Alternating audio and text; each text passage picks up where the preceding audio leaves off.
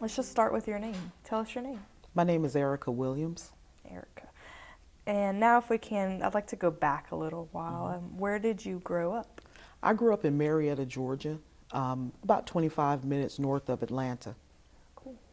What was it like to grow up in Marietta, Georgia? Well, somewhat rough. I grew up in the projects, so my life was really rocky to start off. Single mother, welfare and food stamps. Was integrated into a school when I was in the first grade. Wasn't very used to the integration process, so got into a lot of trouble, a lot of fights, a lot of issues that come along with integrating a school, and didn't do very well to start out educationally, and stayed back in the first grade. My community was very rough. It was constant fighting for survival, a lot of bad influences and things like that. After the first 8 years of life, we transitioned out of that situation, and life started to get a little better for me. How was that transition? Where did you head next? My mother transitioned us. She got on a work program, a CETA program for the government, where people that were on welfare and food stamps could start to work to transition themselves off of the welfare and food stamp program. And she moved us to Powder Springs, Georgia, which for us was the suburbs. So it was the first time that I actually lived in a house with a yard. So that transition was the best thing for me, because it gave me a better perspective on things that were out there for me, and changed my attitude, changed my entire outlook on life, and things became great from that point on. Okay. What kind of student were you in middle school and high school? Well, in middle school, I was horrible. Just a lot of fighting, a lot of bullying, a lot of anger built up. And I couldn't really express my anger like I should have expressed my anger. Had a lot of secrets that were hidden, a lot of pain. So the grades were horrible. In the 8th grade, when I transitioned to a new location, had a teacher that believed in me, believed in my ability, and she was the one that actually emphasized the greatness in me. And that changed my life. I started to make A's and B's, was at school every day. The fighting stopped, and I think it was just the sense that I had someone that really saw me and really saw through what I was trying to put out there and portray, and it was a great thing for me. That is what transitioned my entire life and my educational, I just took off from there. Wow. What was that teacher's name? Do you remember? Miss Wilson. Miss Wilson. You'll never Yes. forget that Never name. forget Miss Wilson. Yeah, definitely. Yes. So in high school, what did you enjoy doing? In high school, I enjoyed everything, because at that point, I was ready to shine.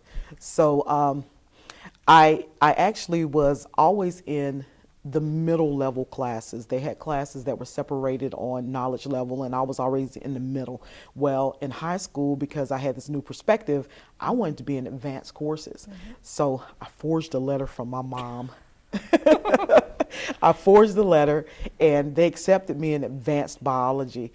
And that was another thing, like, wow, I can do anything. So I got an A in advanced biology, and that was like the tipping point for me. And so I was on the basketball team. I was on the track and field. I was marching band. At that point, I was playing a little clarinet. It wasn't loud enough for me.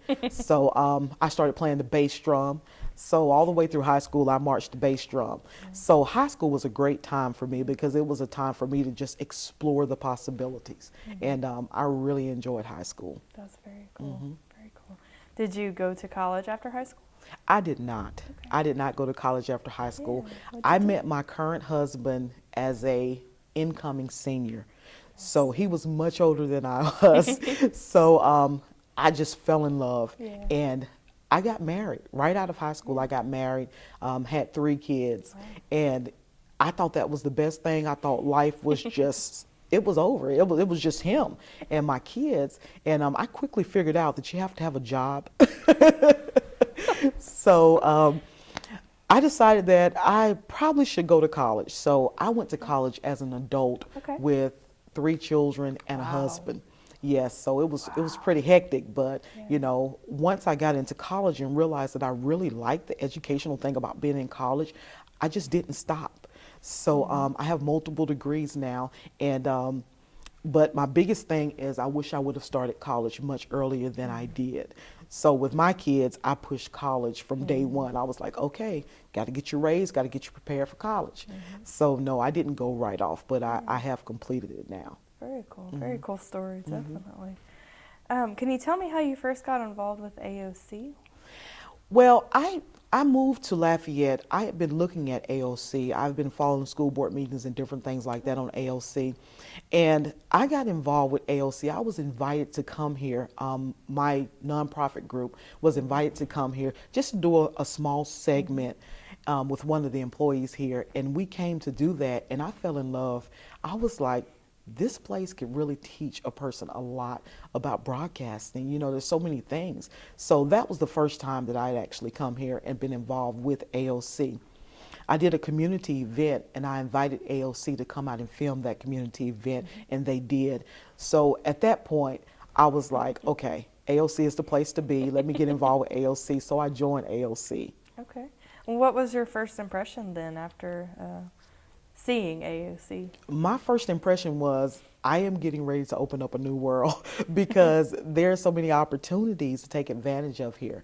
I just like the fact that I can learn without having to go to school, and I can learn a new trade, a new task. And I just feel like that's a great opportunity for the community.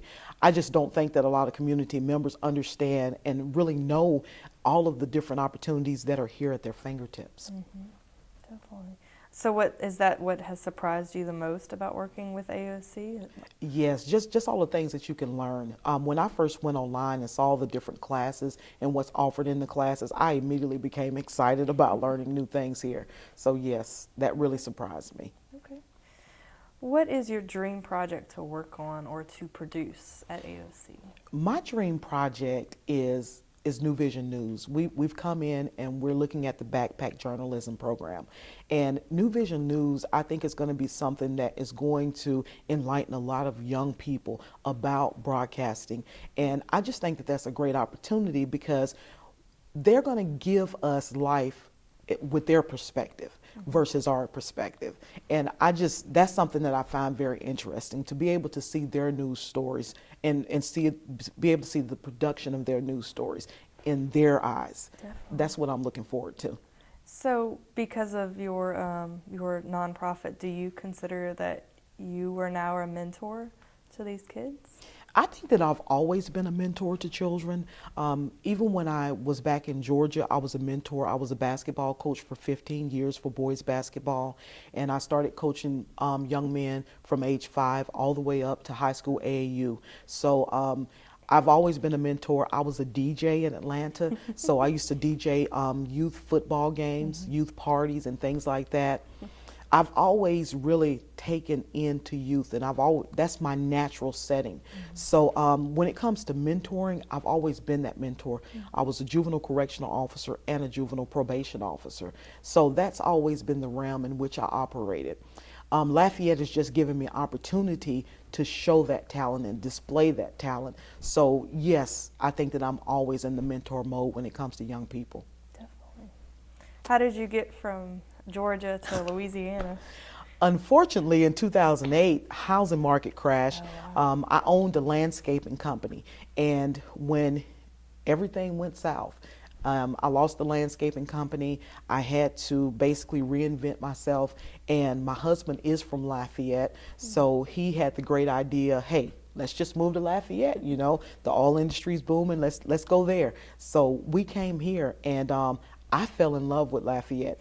He's asked me 15 million times, hey, you ready to go back to Atlanta? The answer is always no. Lafayette's my home now, so I've fallen in love with Lafayette. What have you fallen in love with? Well, when I first came here, they introduced me to crawfish. And I was, normally in Georgia, we use what we call crawdads to fish. They're our bait. We don't eat them. We don't let them get large enough to eat. So, for an entire year, I would never touch it. But now, oh my goodness, I can't wait to crawfish season. I'm in love. So I'm in love with the food here, the culture here. I mean, just learning the dynamics of the culture is amazing. So I always tell people in Atlanta, moving to Lafayette is like moving to a different world. So it's awesome.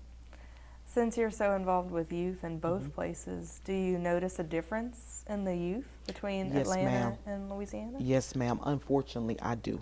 And one of the biggest differences that I notice is experience and exposure. I am noticing that young people in Lafayette, their exposure is just Lafayette. In Atlanta, youth in Atlanta travel a lot. They're well versed in travel. And here in Lafayette, when I ask the youth here in Lafayette, tell me about your best vacation. You know what I hear a lot? We went to Lake Charles, or we went to Baton Rouge. I don't hear, we went to Washington, D.C., or we went overseas to the Bahamas. I don't hear all of the experience of travel and exposure.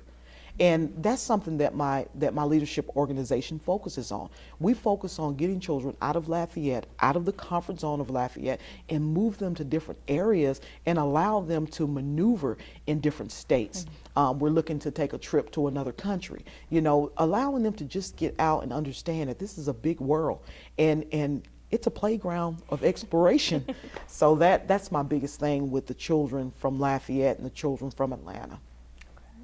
What's the best place you've ever traveled to? Well, I was thinking when I went to London that was going to be the best place I ever traveled to, but unfortunately it was October and it rained and it was cold the entire time. But if I had to think back to all of my travel, I would probably think that I enjoyed, the Cayman Islands. I really enjoy the Cayman Islands. And the reason I enjoy the Cayman Islands is because you're on the island, so you're limited how far you can go. But it had a big city feel because there was the hustle and bustle of the big city.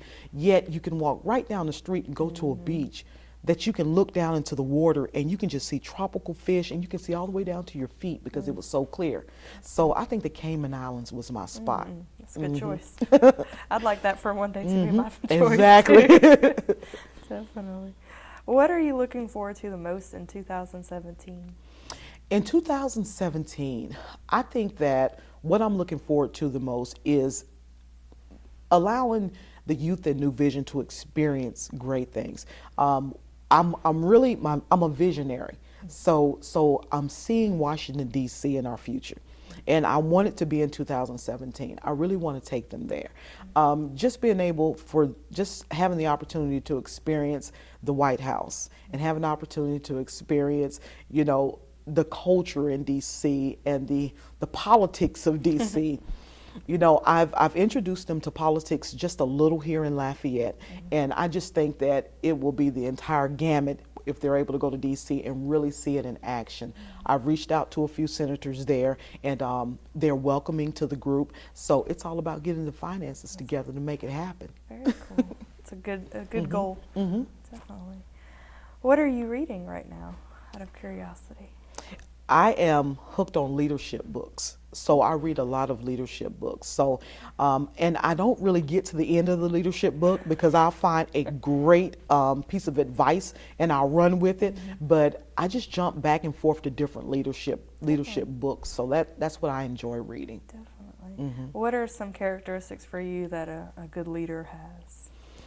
Well, I have been told by one of my good friends that I'm an activator. I've taken a professional assessment, and I'm an activator. I move. I don't like to sit in conference rooms and talk forever about what needs to be done. I'm the type of person I like to put together a good plan and move, and I'm an action person. So my biggest thing is I like to move and get things done, and I don't like to talk a long time about what should be done. Very cool. As a child, what did you want to be whenever you grew up? Wow. You know something? Growing up in the condition and the atmosphere that I grew up in, it wasn't a lot of dreaming about what I wanted to be as I grew up. I was in survival mode. So I just wanted to survive to the next day. That's all I saw. So I didn't really have any aspirations when I grew up as far as profession was concerned. Definitely. Wow. Did you have any childhood heroes besides Mrs. Wilson as you were growing Miss up? Wilson was my childhood hero. My biggest hero was my mom. She was my biggest hero. And she was my hero simply because even though I was raised in the conditions that I was raised in, she was a fighter. She was someone that made sure that food was on the table. She made sure that I went to church each Sunday. So she was a fighter. Even though my conditions were rough, she tried to always let me know right from wrong. So she was always my hero. Definitely. That's a great answer. What were your favorite books or movies or singers during your childhood? I loved Michael Jackson. I always tried to do all of his dance moves. So he was my favorite performer when I was growing up. As far as books were concerned, my mom bought me the Little House on the Prairie books. And in the projects, we didn't have books that were readily available in homes. So when she bought me these, it was a big thing. It was a big expression of love for me. And I always liked watching Little House on the Prairie on TV. So when I would open these books, then I could escape where I was and I could go to Little House on the Prairie. So that was the biggest thing for me as a child. I used to like reading those books over and over again. I have that same set, actually. I still have it. If you could have dinner with 5 famous people from history, who would they be? 5 famous people from history, if I could have dinner with them, I would like to have dinner with Martin Luther King. I really would like to have dinner with him. I would probably like to have dinner with Nelson Mandela. I would also like to have, this is not a famous person, but it's somebody that was very inspirational to me.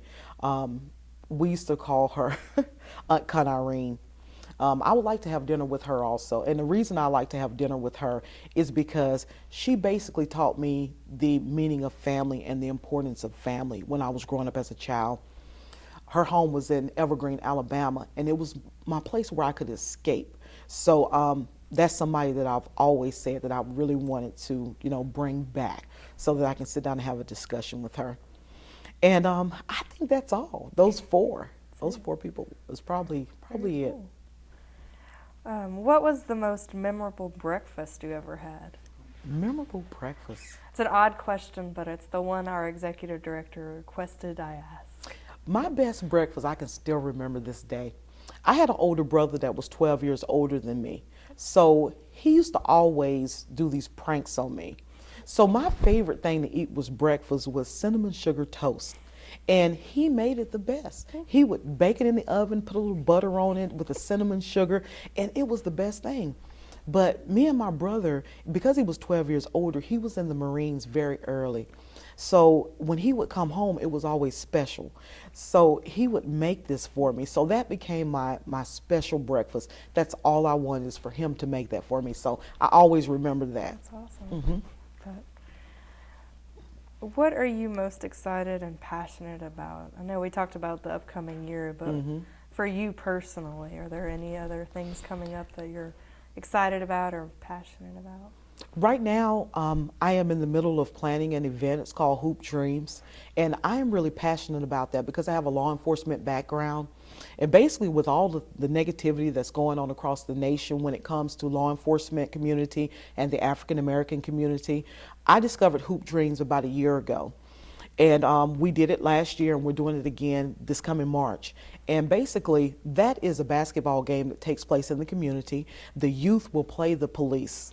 And it is always something that's great for me because I can put my world of mentoring with my world of law enforcement and bridge the gap.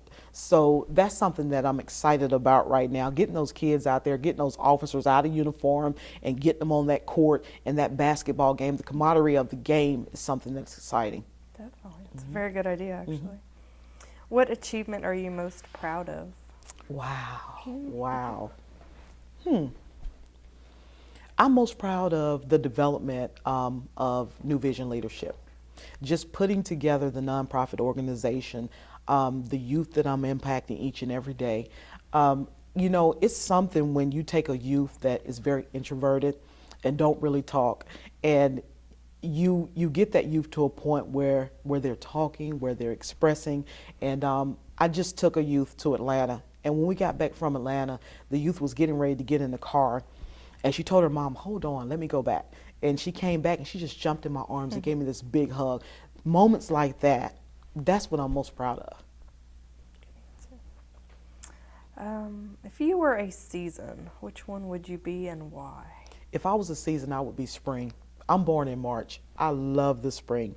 And the reason I would be spring is because we go, well, not here in Louisiana because your winters are so mild, but in Atlanta, we have a pretty rough winters every once in a while, get a little ice. But the reason is because we spend so much time inside in the fall and the winter that spring is like a new birth for me. So I would be spring. I like it, definitely. What is your superpower? My superpower. I think my superpower is the power to influence or persuade. I have a way of persuading people to act, and that's what I like. You know, I don't know that I have it, but people have told me that I have it. But I'm a motivator. I like motivating people to get up and get moving. So I think that's my superpower. Good answer. Kind of a weird question, but what is your spirit animal and why? So what animal do you most identify with and why? Oh my goodness, a spirit animal. I think my spirit animal would be, wow. I have no idea. That's okay. I have no idea. No pressure. I Some have no people idea know on if that they're one. a tiger No. or if they're a...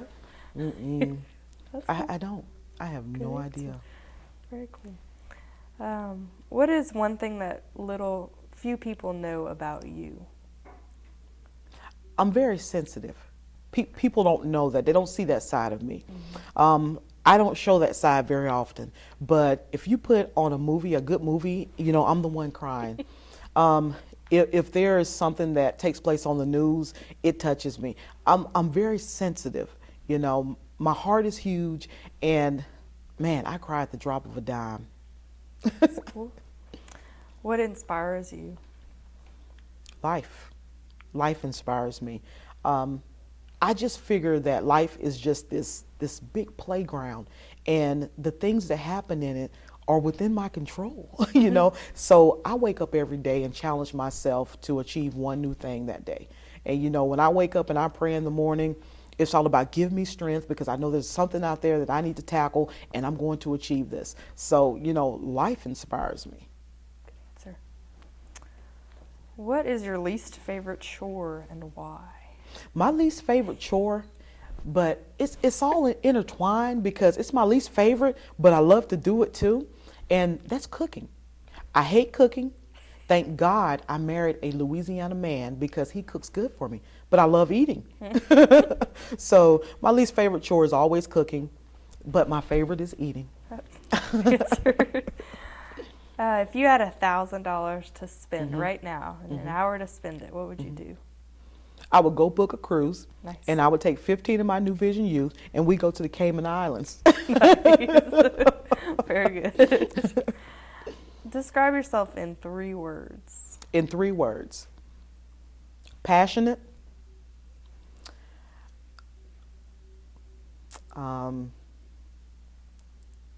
loving, and humble. One more question. What would you include on your playlist? If you could only have one playlist to listen to for the rest of your life, who would be on it? Or what songs or what Wind albums? Beneath My Wing. And the reason I say Wind Beneath My Wing is when I was in high school is when I made the biggest transition in my life. And that was always the song that they played at the assemblies. And Wind Beneath My Wing because it reminds me of all the people that actually pushed me to my next level. So Wind Beneath My Wing is always my song. Definitely. One more question. Is there a motto that you live by? You said earlier. Oh yes, absolutely. That, one of them was, well, earlier you said that you like to do one new thing every day. Correct. That's But your my motto is just do it. Oh, nice. I used to have a habit of procrastination. And man, when Nike came out with just do it, that became my motto. Because, you know, people make excuses, you know, about everything. And, you know, we can always find an excuse not to do it.